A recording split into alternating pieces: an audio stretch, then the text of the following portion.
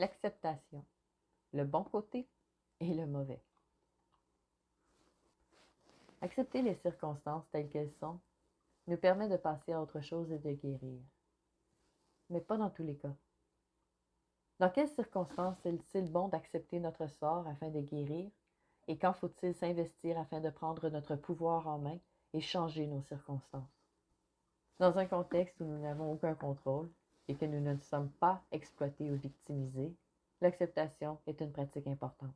Dans l'acceptation, nous apprenons le lâcher-prise et la croissance personnelle. Toutefois, dans un environnement où il y a injustice, abus, l'acceptation a le potentiel de devenir l'ennemi numéro 1. Il faut savoir reconnaître les situations hors de notre contrôle et celles qui sont causées par nos habitudes et comportements. Les situations qui sont hors de notre contrôle sont souvent uniques et occasionnelles, alors que les situations récurrentes sont le résultat d'habitudes et de croyances qui ne sont pas alignées avec nos désirs. Avant d'accepter une situation désagréable, de choisir de lâcher prise et de partir, il faut se demander si cette situation est récurrente ou pas. Accepter, lâcher prise et quitter une situation récurrente ne fait que garantir que la circonstance va se reproduire encore et encore, parce que nous la créons subconsciemment.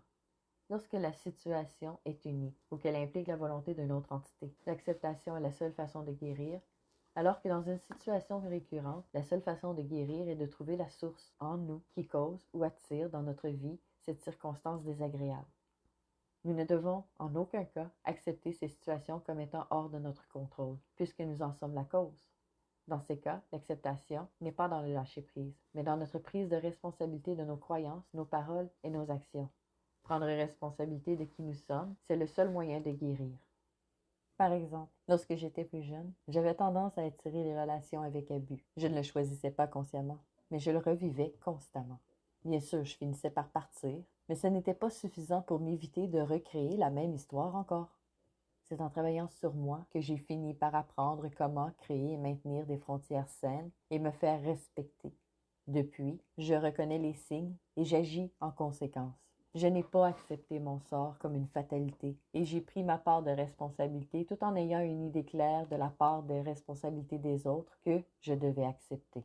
Face aux situations récurrentes, l'acceptation n'est pas la première chose à faire. Apprendre à se connaître soi-même en observant nos comportements, nos paroles, dans notre esprit et avec les autres, nos croyances, et ensuite chercher à comprendre d'où viennent ces comportements, paroles et croyances permet de comprendre comment nous attirons ces circonstances récurrentes.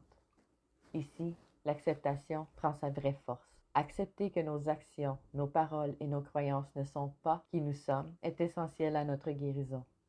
Ensuite, il suffit de prendre le temps de guérir chaque blessure et lâcher prise du passé.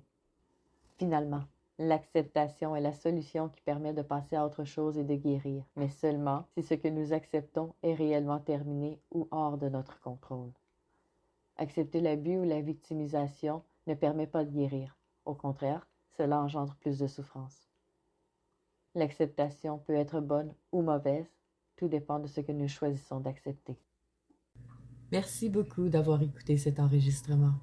Si vous appréciez ce que je fais, prenez juste une seconde et appuyez sur le bouton j'aime. Cela m'aide beaucoup. Pensez également à vous abonner afin d'être à l'affût de mon prochain vidéo sur la spiritualité ou l'univers. Et je vous envoie plein d'amour et de lumière. Prenez soin de vous.